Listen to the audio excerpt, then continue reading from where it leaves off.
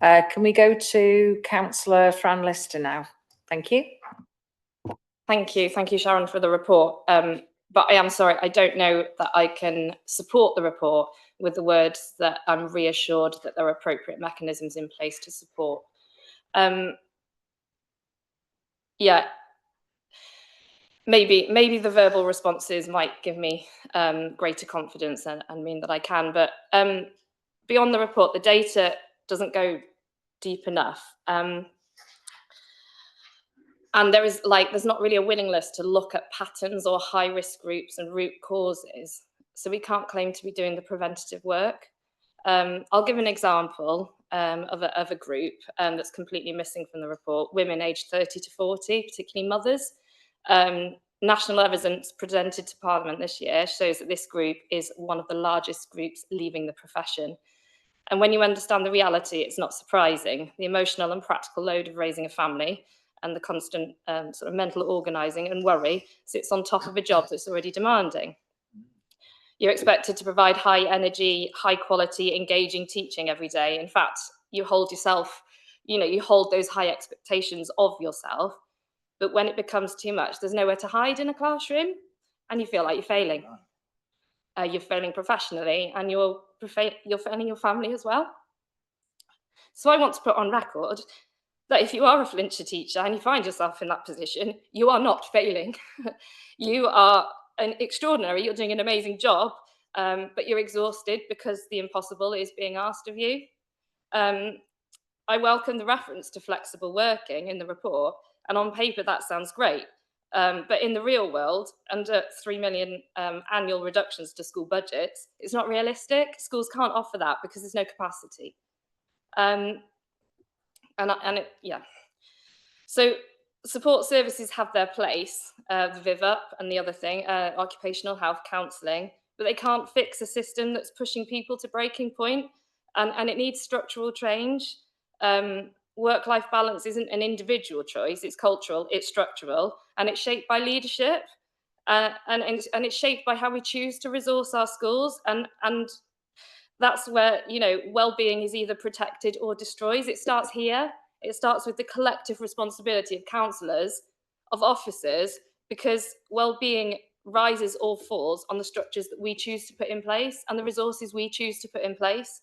If we want to keep teachers in the profession, we must be willing to understand and act on the causes and not just the symptoms, which I'm afraid this report, it responds to the symptoms of a broken system. I could have spoken about many groups today. I could have spoken about men's mental health in teaching. I could talk about colleagues navigating the menopause. I could talk about NQTs leaving under enormous pressure before they complete their induction. But I chose to focus on this demographic because it's my own experience. But the point is that this report doesn't point to any of those. It doesn't discuss it. It doesn't discuss the root causes of why teachers and support staff in school are experiencing such difficulties with coping with their anxiety and mental health. So we're presented with sticking plasters when what's needed is meaningful prevention and honest dialogue of what's driving people to long-term absence or out of the profession altogether. So yeah, I'm sorry I can't support this report. I'll come in first. Thank you for your honesty there, because I know that takes a lot of courage, and having been a working mother all of my life, I know some of those challenges myself. I accept if you think that the report is not detailed enough.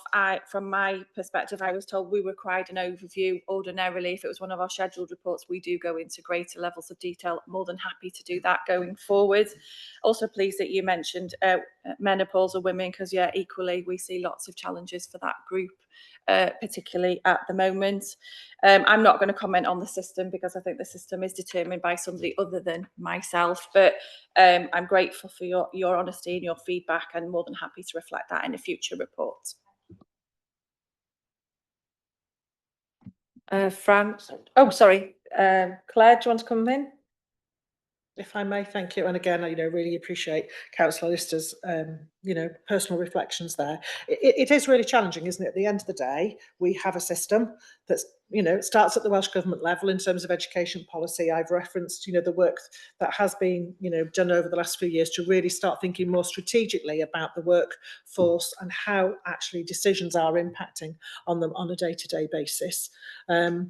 I too was a working mother. You know, I was a teaching head in a small school and took very limited maternity leave. So, you know, I've been there myself, you know, juggling with a husband working away. So I absolutely recognise the pressures that many of our, you know, our women in particular within our workforce, not denigrating dads either. I mean, family circumstances are varied.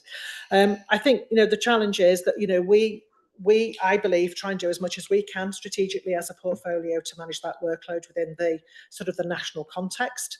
The challenge then is obviously, you know, we work in a system, don't we, of delegated budgets to schools, local management of schools. So it then has to then go down to the next level, obviously, to the leaders within schools in terms of how, obviously, they are making decisions about how they're deploying their resources, how they are catering for the well-being and the support for their staff. So, you know, we're trying to support the leaders who are trying to support their staff, and obviously governors have a role in that as well. So it's a multi-layered system, isn't it? And there are challenges at every level.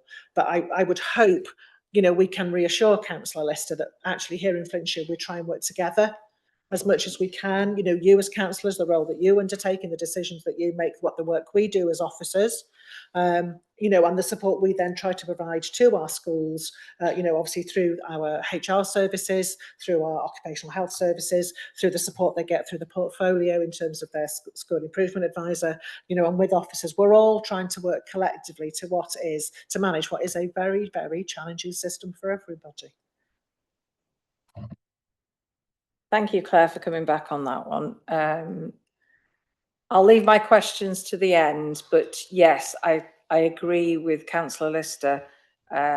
It's a very difficult subject. It's a very emotive subject, which possibly touches and affects everybody, not in our personal lives, and we see it within the schools itself. And it's something that, yeah, I take to my heart as well. I've got Lynn Bartlett next on